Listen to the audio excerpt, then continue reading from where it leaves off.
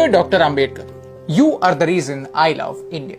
Today is 6th of December. You left the world today, but your values and your work has stayed back.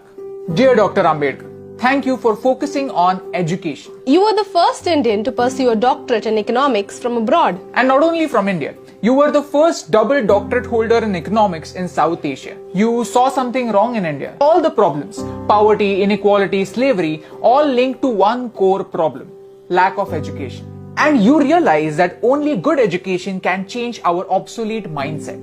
Who would call you backward class? You were forward class, first class. And not just economics, you were the master of 64 subjects, 9 languages and all major religions in the world. Yes, thank you for studying something as complex as religion for 21 whole years. Wow. Dear Dr. Ambedkar, you fought for the freedom of your people. I mean, the people from villages. You had received world-class education from abroad after having struggled for your entire life. And yet, you came back. You came back to make sure that your fellow Indians don't have to fight again. Let me tell you a small story from Mahad, a village in Maharashtra where the untouchables were denied access to clean drinking water. You arranged a peaceful satyagraha and gave the right to clean water to the people in your community.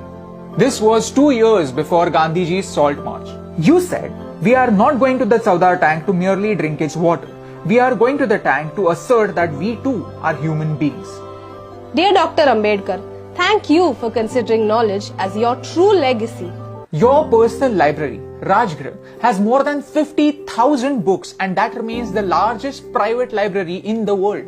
Dear Dr. Ambedkar, we as Indians were lucky to have a scholar like you to guide us and write our constitution. Building a nation is a mammoth task and it was a victory for you, your passion for education and the people of India that you took up this task. If you have a job, you have to thank Dr. Babasaheb Ambedkar because he changed the working hours from 14 hours a day to 8 hours a day. Mondays would have been even more blue had it not been for Babasaheb Ambedkar. Today, on one hand, we have the social evils of casteism in the backward parts of India, and on the other, we have something like reservation, which was intended to create equality, to create equal opportunities. I feel sad that both these issues are not addressed correctly but used as vote banks by our leaders. Leaders, I don't think leaders is the right term. I don't think they are leaders, they are politicians because they play games with us.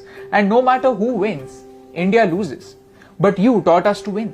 When India got its independence, we found the most capable man to guide us into building a nation. And at that time, nobody dared to question the caste of the hand that led us into the future. That was your victory. Your caste, your religion, your last name only determines how you start the game. But how you finish it depends only on you. Your pen was your weapon, your mind was your sword, and your knowledge was your shield. The Ashok Chakra in our flag, the one that adds a little bit of blue in the saffron, green and white, that's your contribution. Dr. Bhimrao Ramji Ambedkar or Babasaheb. You are the father that made India into one giant family and you had the vision that every member of this family should have an equal right. Every member of this family is an equal member. Today I want to remember you and your work because we need it. We need to realize that all of our problems have only one permanent solution: good education. Not the one that remains in the books, but the one that reflects in our action. You showed us how, and that's the reason why I love India.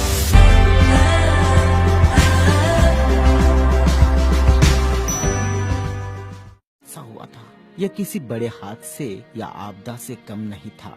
कोई अचानक हमें छोड़कर चला गया था, जिसके जाने से करोड़ों लोग दुख भरे आंसुओं से विलाप कर रहे थे।